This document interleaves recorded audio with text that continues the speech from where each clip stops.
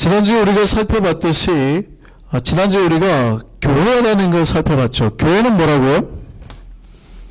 교회는 원래는 그냥 세상에 살던 사람들이에요. 세상에 살던 이 무리들이 있는데 이 세상에서부터 하나님이 특별히 각자를 부르시는 거예요. 저를 부르시고 집사람들을 부르시고 우리 권사님 장로를 부르시고 한 분 한 분 부르는 거예요. 강선혜야, 안희정아, 김일구가 이렇게 불리는 거예요. 한 명 한 명을 특별히. 이 세상에 수많은 사람이 있는데 그 중에서 하나님 특별히 나를 불러서 어디요? 하나님의 특별한 새로운 모임으로 불러내는 거예요. 그래서 부름받은 백성, 그래서 하나님의 부르심을 받은 이 백성들의 공동체, 이게 뭐예요? 교회예요.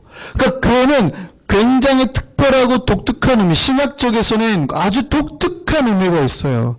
그래서 하나님으로부터 부름을 받은, 그러니까 전부 다 교회 백성들은 뭐가 있는 거예요? 하나님의 부름을 받았어요. 뭐가 있어요? 소명이 있죠. 소명. 콜링이 있단 말이에요. 그래서 우리를 불러서 다른 목적과 다른 의미의 인생, 다른 우리에게 뭔가를 새로운 걸 주려고 우리를 불렀다고요. 우리에게 모두 다 하나님의 콜링이 있어요. 여러분에게 다 하나님의 콜링이 있어요. 목회자에게만 콜링이 있는 게 아니에요. 제가 말씀드렸잖아요. 목회자는 제사장이 아니라 우리 모두 다 하나님의 뭐라고요? 제사장이에요. 그럼 여러분이 하나님 제사장 부른 콜링이 있어야 된다고요. 하나님 부른 백성이라는 얘기예요. 그래서 이 굉장히 종말적인 의미입니다. 교회가 하나님께서 이 마지막 세대를 위해서 특별히 부른. 그래서 여기에는 목적이 있어요. 그래서 여기 하나님이 우리에게 준 몇 가지 책임이 있고 그 다음에 우리의 책임과 동시에 사명을 주시죠. 소명과 사명은 다르다 제가 지난번에 말씀을 한번 드렸죠.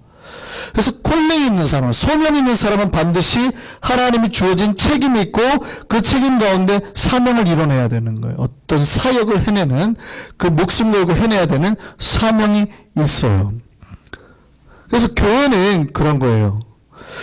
그래서 우리가 하나님의 백성으로서 교회가 됐다고. 그래서 2절에 보면 고린도에 있는 뭐라고 말해요? 하나님의 교회. 근데 이 하나님의 교회 그 다음에 뭐라고 그러냐면 이 하나님의 교회에 대해서 이렇게 말해요. 곧 그리스도 예수 안에서 뭐 하여지고? 거룩하여지고.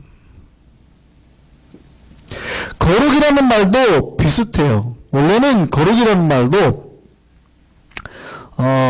원래로 따지자면은 윤리적인 개념은 아니거든요. 원래는 이런 개념이에요. 분리해내다.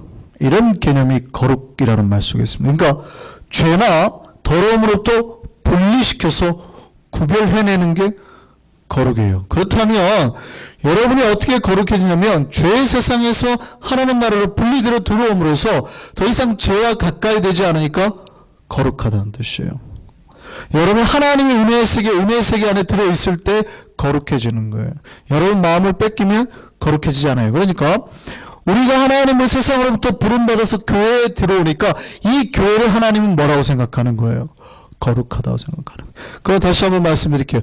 이 교회가 거룩한 거예요? 이 교회가 거룩한 거예요? 다시요.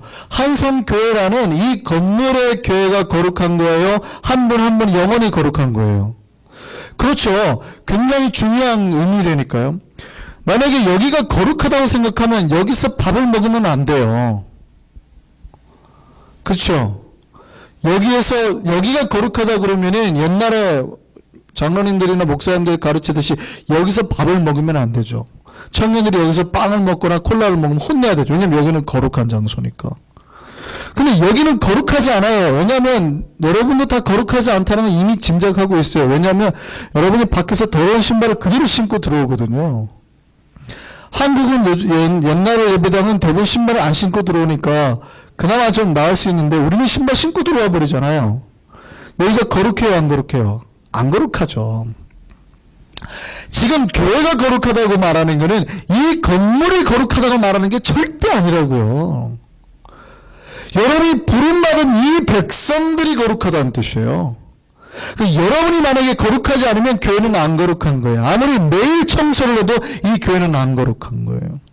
우리가 하나님으로부터 죄로부터 구별되어서 거룩해지지 않으면. 거룩하다는 말씀에는 그래서 하나님의 선택이 필요하죠.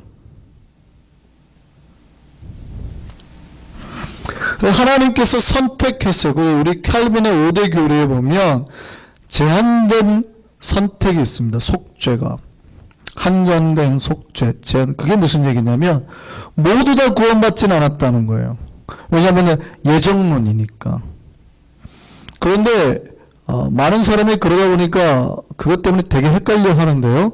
사실은 그 표현은 우리는 장로교는 좀 높은 차원에서 얘기를 한다고 그랬죠. 감리교는 좀 현실적 차원에서 얘기를 하고. 우리는 내 인생, 여러분도 마찬가지고 저도 마찬가지고 하나님이 우리를 매일 인도해 준 것처럼 살지는 않아요. 내가 최선을 다해서 사는 거죠. 무슨 얘기냐면 브레포라는 신학자 제가 몇 번 말씀드렸죠. 자, 예를 들어서 이런 말을 합니다. 자, 수술하는 의사가 이렇게 수술을 할 때 사람을 개복하고 외과 의사가 수술을 할 때 하나님이 있는 것처럼 수술을 해야 될까요? 하나님이 없는 것처럼 수술을 해야 될까요? 크리스찬 의사라면 자, 수술을 할 때 하나님이 있는 것처럼 수술을 해야겠습니까? 하나님이 없는 것처럼 수술을 해야겠습니까? 하나님이 있는 것처럼 수술을 해야겠죠. 그 얘기는 무슨 얘기냐면 하나님이 계시니까 내가 대충 하더라도 하나님께서 알아서 하실 거야. 대충 꾸민다는 얘기예요. 뭐 하나님 계시는데 하나님이 계시니까 하나님 알으셨죠. 제가 오늘 좀 바쁘니까 오늘 데이트 약속이 있으니까 하나님 오늘 제가 3번 깨매야 되는데 2번만 하고 갑니다. 알아서 해주세요. 믿음으로 신뢰함으로 하나님 역사하시니까 믿고 간단 말이죠.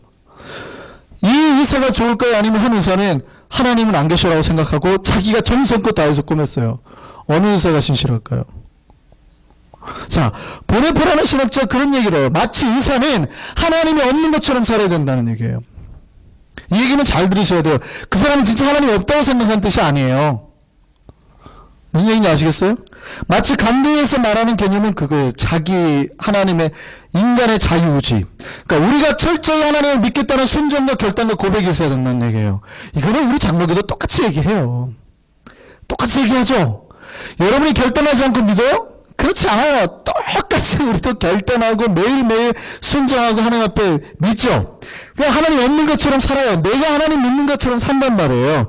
그런데 내 인생의 마지막에 끝에 결과에서 돌아봤더니 나는 그렇게 사는 것 같은데 지금까지 세월을 딱 봤더니 내 열심으로 했어요? 아니더라는 거예요. 그게. 나는 내 자식 내가 최선을 다해서 가르치려고 하는 거죠. 얘가 막 어떻게 다칠까봐 막 그러고 했어요. 우리 아이가 컸어요. 그랬더니 뭐라 그래요? 내가 다 키웠어 이래요? 천만이라고요. 나는 내가 다 키운 것 같은데 내가 다 키운 게 아니에요. 사실은 하나님께서 다 키우셨더라고요. 이해되세요? 이 얘기? 이거는 뭐예요? 믿음의 고백인 거예요. 믿음의 고백, 신앙의 고백. 예, 그거 예정은 그러니까 우리가 선택적이라는 얘기는 마찬가지고 예정은 거기서 오는 거예요. 그래서 이 선택적, 제한된 선택, 제한된 속죄 이것 때문에 많이 헷갈려 하는데 어쨌든요. 하나님이 선택한 백성, 하나님이 부름받은 택함 받은 백성이라는 뜻이에요. 이미 창세전부터. 그래서 이 거룩하다는 말씀에는 뭐가 있으면 선택, 부름 이게 필요한 거예요. 그러니까 하나님께 바쳐줬으니까 거룩한 거예요. 예를 들어서 밥그릇이 옛날에 내가 쓰거나 우리 개가 쓰면 하나도 안 거룩한데, 그죠? 이 그릇은 하나님의 성전의 집기로 이제 바쳐져요. 그러면 어떻게 돼요? 거룩해지는 거예요. 왜냐하면 구별돼서 쓰니까 이제 다시는 인간이나 개가 쓸 수가 없으니까 구별됐기 때문에 거룩한 거예요. 원래는 그런 말이에요. 구별됐기 때문에 거룩한 거예요. 그런데 이 거룩이란 단어가 물건에서 쓰일 때는, 사물에 쓰일 때는 구별될 때만 거룩하다고 하는데 사람에게, 인격체에게 표현할 때는 윤리가 따라갑니다. 무슨 말인지 아시겠어요? 그래서 거룩하다고 구별되어 있는 인격체에다가는 반드시 윤리가 따라갑니다. 그래서 하나님의 백성, 선택과 하나님 앞에 구별된 백성에게는 반드시 이런 그 윤리가 따라가게 돼 있어요. 그래서 하나님이 오늘 뭐라고 그러냐면, 자, 뒤에서 좀 더 다시 한번 설명드리고요. 우리를 보고 뭐라 그러냐면, 이렇게 선택해서 거룩하게 만든 너희를 뭐라 그러냐면, 거룩한 백성, 거룩한 나라. 이렇게 말한다고요. 그래서 제가 지난번에 설교를 한번 드린 적이 있죠. 출애굽기 19장 6절 한번 찾아볼까요? 자, 굉장히 이 중요한 코드라고 제가 말씀을 드렸습니다. 하나님이 이스라엘 백성과 언약을 맺을 때요. 출애굽할 때, 출애굽시켜서 이스라엘 백성과 언약을 맺을 때 하나님이 이스라엘 백성을 애굽 땅에서 불러내신 이유가 뭐라고요? 단순히 그들이 힘들고 억압되어 있으니까 건져내기 위함이에요? 아니요. 그들과 새로운 언약을 맺기 위함이에요. 불러내서 새로운 언약을 맺기 위함이에요. 그리고 그들한테 아주 독특한 나라를 만들겠다고 말하는 거예요. 뭐라고 그랬죠? 19장, 출애굽기 19장, 자, 5절에서 6절 한번 보시죠. 뭐라고 하는지 제가 읽겠습니다. 시작. 세계가 다 내게 속하였나니 너희가 내 말을 잘 듣고 내 언약을 지키면 너희는 모든 민족 중에서 뭐가 되고 내 소유가 되겠고, 그 다음에요, 너희가 내게 대하여 뭐가 되며 제사장 나라가 되며, 그 다음에요, 거룩한 백성이 되리라. 예, 이 말을 이스라엘 백성이 하라는 거예요. 하나님이 이스라엘 백성을 애굽에서 건져낸 이유가 뭐예요? 지금 개혁하기 직전이에요. 출애굽기 20장이 10계명이 나오니까 이제 하나님도 언약을 서로 맺는 거예요. 자, 이제 내 백성이 될 거야. 그럼 이제 10계명 지켜. 이렇게 나오는 거죠. 자, 그럼 너희가 내 백성이 될 거야? 그럼 너희가 내 소유가 되고 복을 주고 너희가 제사장 나라가 되게 하겠다는 거예요. 그 우리 하나님이 제사장 나라가 됐다고요, 안 됐다고요? 됐다고요. 베드로전서